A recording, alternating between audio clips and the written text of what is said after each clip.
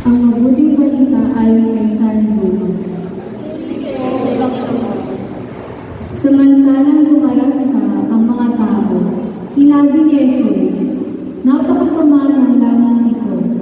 Naghahanap sila ng palatandaan mula sa langit. Subalit, walang ipapakita sa kanila maliban sa palatandaang inilalarawan ng nangyari kay Jonas.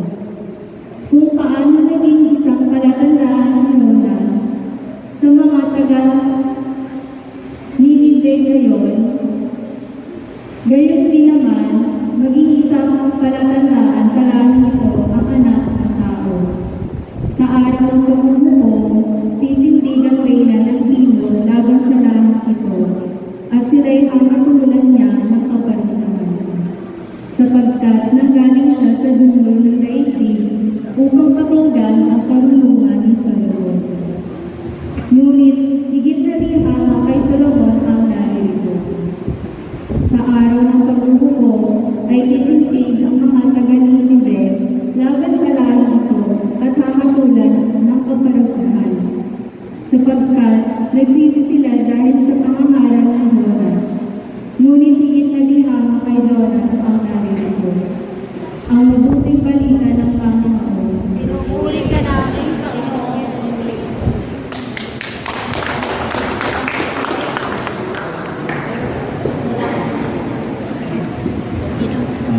Hello po. Good evening po sa lahat. Ako po si Ron Marvin, St. Bashki. Anak po ni Sis Marife and Bro Ronan. Kapatid din po ni Ian, St. Bashki. So, sa binibigyan din na ang mga tao ay patuloy na humihiling ng tanda mula sa langit. At kahit na siya mismo, ang anak ng Diyos, ay nasa kanilang harapan. Ang mensahe nito ay napapanood ngayon dahil ang mga tao ay nag-aantay ng milagro o kaya ng pagsisisi upang bumalik sila sa Panginoon. Subalit, katulad ng sinabi ni Jesus, higit kay Solomon at kay Jonas ang naririto. At ito ay si Kristo na patuloy na gumagabay sa atin sa pamamagitan ng kanyang salita at gawa.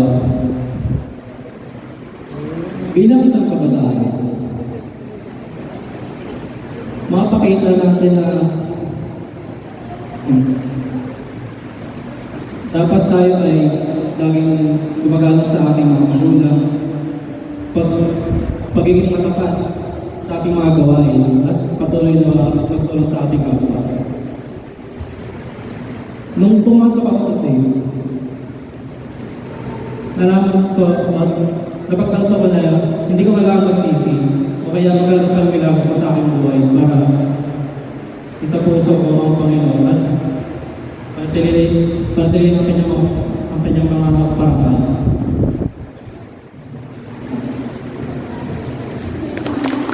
Ang pogi-pogi, nakasama po namin sa prayer gathering. Huwag na po namin patagalin. Ayan. Tuwan-tuwa po siya. Sige. Okay. Palapakan po natin si Brother Mark Lester Valera.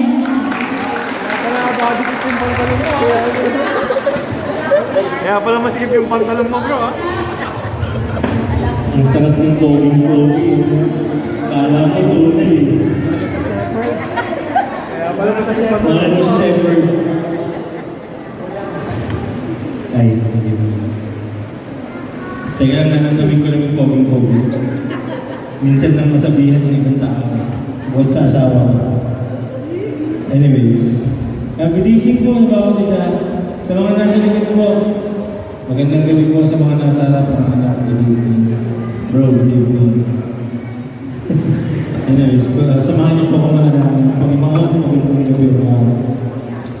Sa amin po, Lord God, pag-uusapan ko ang patuloy ko muna. Itago niyo po ako sa iyo. Ito lang, Lord God.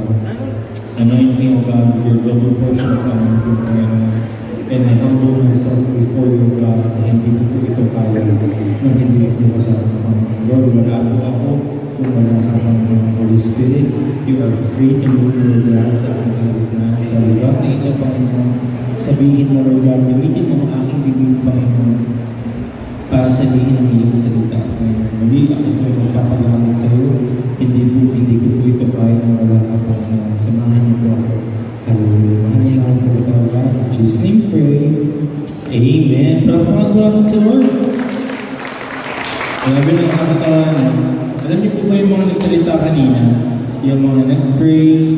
Sila po yung last batch, kung hindi ako nag-aamay, third batch ng sailors. Sila po yung mga bago. Kumbaga, nakakatawa po isipin na itong mga batang ito ay mayroong desire na maglingkod sa Panginoon. Amen? Palakpakan din po natin yung mga magulang nila. Grabe, good job po sa inyo dahil dinadala niyo po ang inyong mga anak sa lugar na ito. Sa mga magulang po na may mga anak na hindi niyo po sila na isasama dito, we encourage you na isama po sila para maging kabilang po sa ating sons and daughters encounter. So, palakpakan po ulit natin ang Panginoon. Hallelujah. Ngayon po, may tanong po ako sa inyo. Have you ever been God's English? Charot lang ba? Napunta na po ba kayo sa isang sitwasyon na hindi niyo po control yung bagay na yun? Sino na po dito napunta sa sitwasyon na wala kang control sa bagay na yun? Or napunta ka na sa isang sitwasyon na hindi mo alam yung gagawin? Sa mga nasa likod, na-experience na rin yun. Lahat naman po siguro tayo na-experience na yun. No? So may gusto po akong i-share sa inyo. Sa Mark chapter 8, verse 1 to 26. Medyo mahaba po siyang story sa Bible. Ikukwento ko na lang po sa inyo para hindi po kayo mainip. Okay? Sa first part po ng story sa Bible, si Jesus Christ po ay naglalakbay kasama ang 40,000 na tao. Ang 4,000 na tao. At habang naglalakbay sila, tatlong araw sila magkakasama at sabi ng Panginoon, naubusan na sila ng pagkain. Naubos na yung pagkain nila. Tapos yung mga disciples, si Lord, sinabi sa mga disciples na nararamdaman ko yung nararamdaman nila yung hirap, yung pagod. Pag pinauwi ko sila ngayon, baka himatayin sila sa daan. So sinabi ng mga disciples, nagtanong yung mga disciples sa Panginoon na, Lord, ano po yung gagawin natin? Sinabi ng Panginoon, ano ba yung meron kayong dala? Ano ba yung meron tayo ngayon? Then sinabi nila, meron po kami yung mga kaunting tinapay, tapos may mga kaunting isda. Pinag-pray ng Panginoon yun, tapos dumami yun. Yun yung miracle ng 4,000. Yun yung sinasabi, Jesus spent the 4,000. At habang pinapakain po niya, may tinatawag po sila shower. May na-shower po sila from nothing to something, tapos pumunta pa sa sobra. Nakapagtabi na po sila ng 7 full of baskets at dinala po nila yung pauwi. Yun po yung first miracle ng Panginoon doon sa verse na ito, sa chapter na ito. And next po doon sa story, iniwan na po nila yung mga tao, pumunta na po sila sa isang lugar. At pagkarating po naman nila doon sa isang lugar, nakaabang po yung mga Pariseo. At ang sabi ng mga Pariseo, sige nga, nag-demand sila sa Panginoon na, sige nga, kung ikaw ang Diyos, magmilagro nga, gumawa ka nga ng miracle sa lugar na to. Sige nga, tinitest nila ang Panginoon doon sa lugar na yun. At ang sabi ng Panginoon, hindi ko ipapakitaan ng milagro. Kasi hindi kayo naniniwala sa akin. Doon sa pangalawang part na po yun, dininay ng Panginoon yung mga taong nagde-demand sa Kanya ng milagro. Kasi tinitest lang nila kung talagang siya ang Diyos o hindi. Sa pangatlong part po, dahil nga po sa nangyayaring yun, umalis sila Jesus Christ doon, pumunta sila sa kabilang ibayan ng dagat. At ang sabi ng Panginoon, at sabi ng mga disciples, nag-uusap-usap sila. Kasi nakalimutan nila magbago, naubos yung pagkain nila, nakalimutan nila magtabi. Ang sabi nila, kumbaga sa salita ko natin ngayon na, bro, kakainin natin. Wala tayong pagkain. paano tayo makakasurvive sa mga oras na ito? At nung mga panahon na yun, kasama nila sa bangka si Jesus Christ. At narinig ni Jesus Christ yung pinag-uusapan nila. At ang sabi ng Panginoon, hindi niyo pa rin ba ako kilala? Hindi niyo pa rin ba nakita yung miracle ko?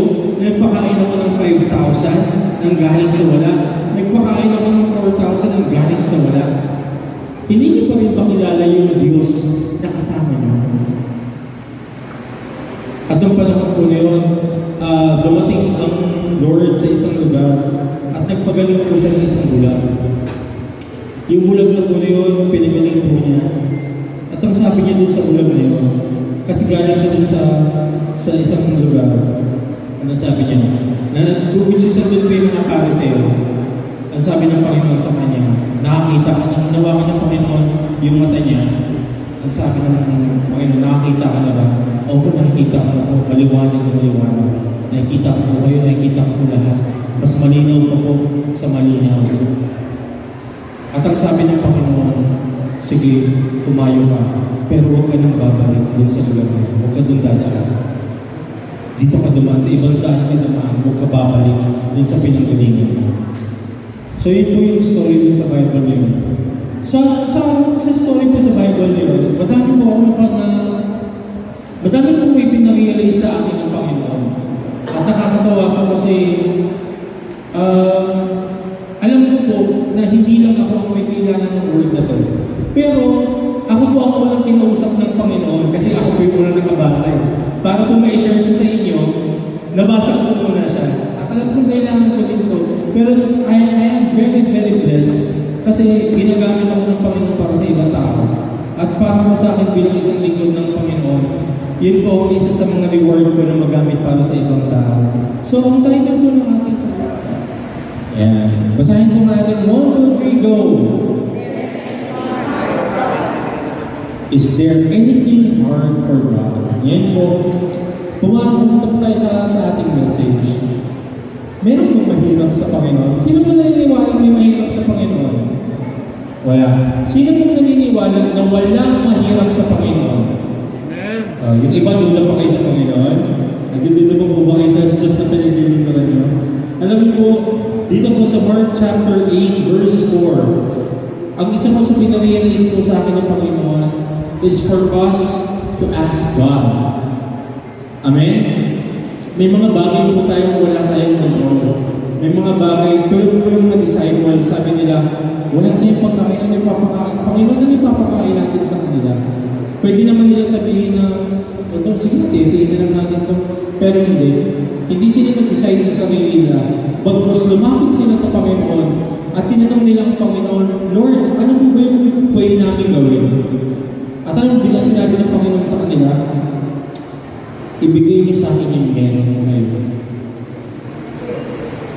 Lahat po tayo may dalahin sa buhay namin. Lahat tayo may bit-bit na problema, may iba't iba tayong kwento. At ang sinasabi po ng Panginoon, kung nandun ka sa sitwasyon na wala kang control, yung mga bagay na meron ka, ibigay mo sa Panginoon. And ask God what to do. Talingin mo ang Panginoon kung ano dapat mong gawin. Minsan po kasi tayo mga tao, ang ginagawa kasi natin, di alam na ng Lord yung nararamdaman ko, alam ng Lord yung sitwasyon ko eh, kasi all-knowing God siya. Alam ng Lord kung ano yung pinagdadaanan ko. Pero alam niyo ba na ang Panginoon hindi siya isang pakialamero na Diyos? Kaya po tayo binigyan ng sariling pag-iisip. Hindi po tayo ginawang robot ng Panginoon. Kasi gusto ng Panginoon na mag-decide tayo para sa sarili natin. If we would accept Him or not, kung tatanggapin ko natin siya bilang Diyos o hindi. Pero ang sinasabi po dito ng Panginoon, matuto tayong lumapit sa Panginoon sa mga panahon na hindi na natin alam yung gagawin natin. Huwag mong problemahin yung problema ng Panginoon. Kasi ganoon tayo mga tao eh. Pinaproblema natin yung problema ng Panginoon. Yung kagalingan, tingin mo ba hawak mo yun? Hindi.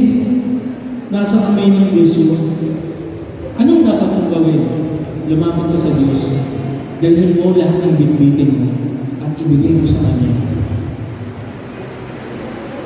At hayaan mong kumilos ang Panginoon sa buhay mo. Amen? Palakpakan niya po natin ang Diyos. Hallelujah. And number 2 point po, yan, do not doubt God. Do not doubt, have faith in God. Ito po yung mga kwento ng mga Pariseo na nandoon sa lugar na yun. Wala po sila doon sa panahon na nag-miracle ang Panginoon, na yung 4,000 na pakain niya, sobro-sobro pa. Wala sila doon. Ito yung mga tao na kung gagawin po natin sa sitwasyon natin ngayon, ito yung mga tao na kailangan makita muna nila bago sila maniwala. Ito yung mga tao na to see is to believe. Pero hindi po ganun nag-work yung faith. Ang faith po kasi, naniniwala ka kahit hindi mo nakikita. Amen? Sino naniniwala sa Lord? Sino naniniwala sa Lord? Sige po, kung may mahirap ako sa Panginoon ko. Lagi niyo pong matandaan na pag ang usapan ko sa Panginoon, hindi yan nakakaliyan. Amen? Sino yung naniniwala sa Panginoon? Sige po. Sino na yung nakakita sa Panginoon? Sino na yung gusto makakita agad? Maulit kayo. Madami pa akong gagawin dito eh. So wala akong nakakita sa Panginoon. Pinakamakit tanong po, sino na sa inyo yung nakaramdam sa Panginoon? Masasabi mo, kahit hindi ko pa nakikita ang Lord, totoong may Diyos. Sino sa atin? Diba? Isa tayo sa mga buhay na patotoo na kahit hindi natin nakikita ang Diyos, nararamdaman natin siya. So kung lalapit ka sa Panginoon para mag-ask sa Kanya, habang magtatanong ka, huwag kang magduda. Huwag mo magdudahan yung Panginoon. Kasi binigay mo na sa Kanya eh. Sabi sa Bible, diba? Ask and you will receive. Amen? Lumapit ka sa Panginoon, huwag kang mahirap. Huwag yung, alam na ni Lord yung nararamdaman ko. Alam na ni Lord yung pinagdadaanan ko. Hindi, ang gusto ng Panginoon, sabihin mo sa Kanya. Banggitin mo sa Panginoon yung pinagdadaanan mo. Hindi naman sinabi sa Bible, think and you will receive. Isipin mo, damdamin mo. Hindi, ang sabi, ask. May gagawin ka, magsasalita ka sa Panginoon. Amen po ba? Amen po? Hallelujah. Tigilin po natin yung pagdududa sa Panginoon. Kasi po ang Panginoon is ang Diyos na ayaw po niya kayo dududa sa Kanya. Kung may tulad nga po sinabi ko, kung may mga bibitin kayo sa buhay, ilagay mo sa paanan ng Panginoon at maniwala ka na gagawin ng Panginoon. Lalo higit sa lahat, pag alam ng Panginoon na para sa iyo at makabubuti sa iyo. Sa first part pa alam mo sabi doon, sabi din sa Bible, sabi doon, naramdaman ng Panginoon. Yung pangangailangan nila, naramdaman ng Panginoon, ay, gutom na sila, pagod na sila. Ngayon, yung Diyos kahapon, yung Diyos ng panahon na yun, yung Diyos mo rin ngayon. The God yesterday, today, and tomorrow, yung magiging Diyos mo bukas, siya pa rin yung Diyos na yun. So, kung ano yung pinagdadaanan mo, kung ano yung dinadamdam mo ngayon, kung nagawa ng Panginoon yung miracle yung panahon na yun, magagawa pa rin ng Panginoon yung miracle ngayon. Naniniwala po ba kayo? Amen. Hallelujah. And number 3 po, know God. Actually, mabilis lang po itong message na ito kasi may gusto po akong gawin sa dulo. Kaya, sinabi ko po sa inyo. Ito yung know God. Ito po yung kwento naman, yung nasa bangkala sila. Yung nakita nila yung miracles na kasama nila si Jesus Christ, yung nagpakain siya ng 4,000, nakita nila. Pero yung nasa bangka sila, yung mga disciples mismo, sila mismo nagtanong, ano yung kakainin natin? Nakalimutan nila kung sino yung Diyos na kasama nila. Ngayon ikaw, sa mga encourage roses, huwag mo kakalimutan yung kapangyarihan ng Diyos na meron ka. Ito yung importante siya ng pagbabasa ng Bible. Sabi mo doon, know God. Kilalanin mo kung sino yung Diyos na meron ka. Kasi karaniwan po sa atin, especially sa mga kabataan, Sorry mga anak, pero hindi ko tinutard na daw. Sa mga kabataan ko, kasi naging kabataan din po ako. Usually, kilala lang natin si Jesus Christ, yung nagligtas sa atin, yung namatay sa cross, yung tinubos yung kasalanan natin. Tapos, hanggang yun lang. Pero nakalimutan natin kilalanin kung sino siya, kung ano yung kapangyarihan meron siya, kung bakit natin siya paglilingkuran, at kung gaano niya na-deserve na paglingkuran natin siya. Ako po naniniwala po ako na deserve ng Panginoon yung na-equip natin yung life natin sa Kanya. Kasi sobrang grabe yung ginawa ng Panginoon na matay siya sa cross, iniligtas tayo. Hindi po biro yun. At yung mga panahon po na yun, alam ng Diyos na mangyayari sa Kanya, pero ginawa pa rin niya. So palakpakan po natin ang Panginoon. And for our last point po, 11, point number 4, follow God. Nung panahon na tinouch ng Lord yung mata ng blind, ang sabi ng Lord, nakakita ka na ba? Opo, nakakita na po. Pwede naman sabihin ng Lord, sige, alis ka na. Sige, ano ka na. Kumbaga sa outward, bounce ka na. Doon ka na, alis ka na dito. Bounce ka na, bro. Pero hindi, alam sabi ng Panginoon, huwag ka na doon gamaan. Huwag ka babalik doon. Alam niyo po kung saan yung sinabi ng Panginoon, kung saan siya huwag dadaan. Doon sa mga pariseo na nandun sa Panginoon. Kasi nandun sila. Ngayon, alam mo, pinagaling ka na ng Panginoon. Huwag mong pagdudahan yung Panginoon. Huwag ka na babalik. Kung nagduda ka man, okay, sige, nagduda ka. Pero ngayon narinig mo ng word ng God, ng Panginoon, word ni God, huwag mong pagdudahan ang kapangyarihan ng Panginoon. Dahil ang kapangyarihan ng Panginoon is beyond your imagination. Ako po, ang big testimony lang po. Marami, actually, madami naman po nakakalam sa inyo na masyado po akong matamis na tao. Mataas po yung sugar ko. Sobrang taas po yung sugar ko. Lately po, nung sa mga asawa, hindi na ako nagpapacheck up. Sabi ko po, dami na naman ako nararamdaman. May mga symptoms na naman na hindi maganda. Kaya ako po yung unang kinuusap ng Panginoon dito. Kasi sa sitwasyon ko po, wala po akong kapangyarihan para pagalingin yung sarili ko. Wala po akong kapangyarihan para, alam niyo po yun, problemahin yung problema ng Diyos. Pero isa lang po ang kinumit sa akin ng Lord habang binabasa ko. Kung may mga tao akong napagaling na iba, papagaling ko ito. Yun ang sinasabi ng Lord. Kung may mga tao ako na pinagaling noon, kung itong tao, itong bulag na to, binigyan ko ng paningin, papagaling kita. Yung Diyos noon ay Diyos mo rin ngayon. At yung Diyos mo ngayon, yun pa rin ang Diyos mo bukas. Amen? Wala pa ng posible sa Panginoon. Ako naniniwala po ako doon kasi ang dami pong nangyari sa life namin mag-asawa na beyond our control. Sa totoo lang po, ang daming pagpapalang hindi na po namin deserve. Pero binibigay pa rin ng Panginoon. Alam ko lahat po tayo may bitbitin.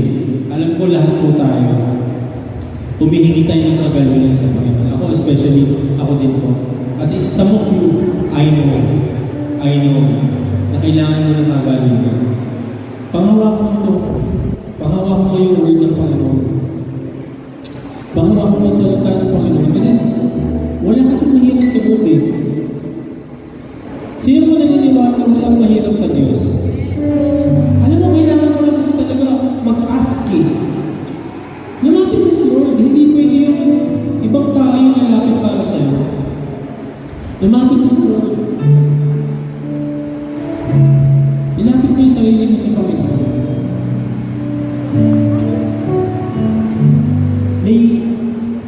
May isang mga ano ginagawa ko ito. Tinouch mo ng Lord yung heart ko dito.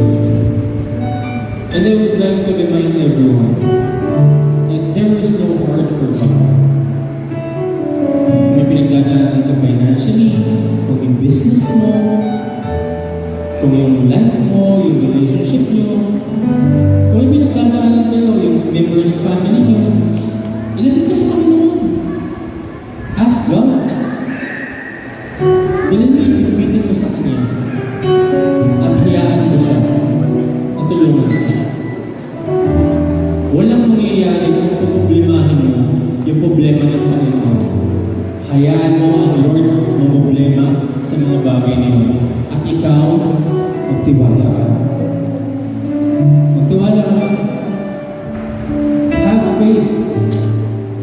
manampalataya ka at maniwala ka.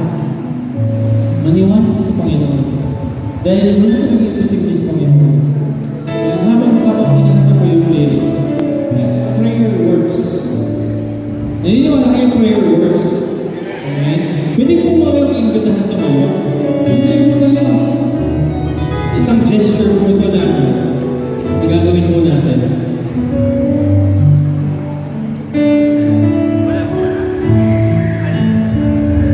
Ayan. Isang gesture po ito. Habang inaawit po natin itong kantang to. Kung may inilalagay po ang Lord sa heart niyo, na tao na gusto niyong lapitan para ipag-pray, lapitan niyo po. Kasi sa totoo lang po, we are family. Naniniwala po kayo, pamilya tayo. At kailangan tayo ng isa't isa. Amen? Naniniwala kayo sa mga nasa likod po? Naniniwala po ba kayo, kailangan po kayo? At maniwala niyo po kayo na sometimes, makailanganin niyo rin po ako. Bilang family po, we have to pray for each other. Kailangan po natin ipanalangin ng bawat isa.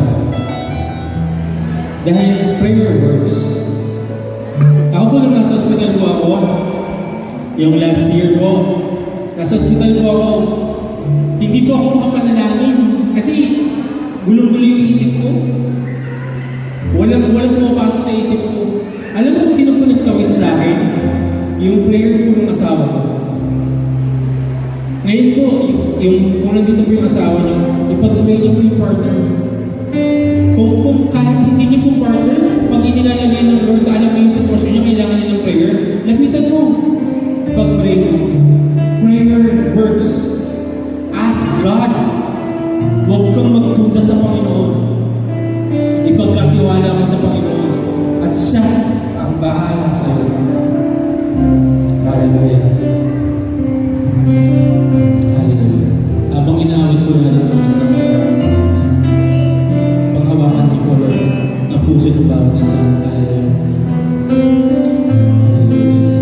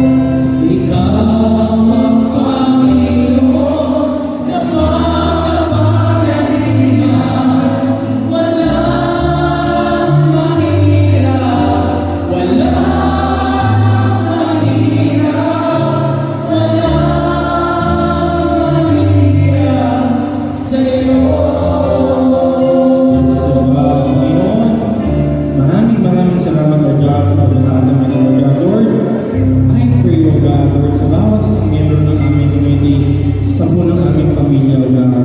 Kayo, Panginoon, ang patuloy na kumilos, Lord, I pronounce healing upon healing, Lord God, sa lahat ng may sakit, Lord God, hindi lang physically, Lord God, financially, Panginoon, sa family, sa relationship, Panginoon. There is nothing impossible to you, O God. Wala kong imposible sa iyo, Panginoon. And you claim victory upon victory, Lord God, sa mga dadaan, Lord God, sa mga magdadaan sa operasyon, Panginoon, sa mga tao, Lord God, na kailangan mong pagalingin, Lord God. Lord, i-stretch mo yung kamay mo, Lord God, sa kanila, Panginoon, at panghawakan mo ang mga puso nila, Lord God. I pronounce healing upon healing, O God, and I claim victory upon victory, Panginoon. We are victorious, O God, dahil ikaw ang victorious namin, Panginoon, and nothing is impossible to you. Muli kami po nagpapasalamat. Mahal na mahal ka po namin. Thank you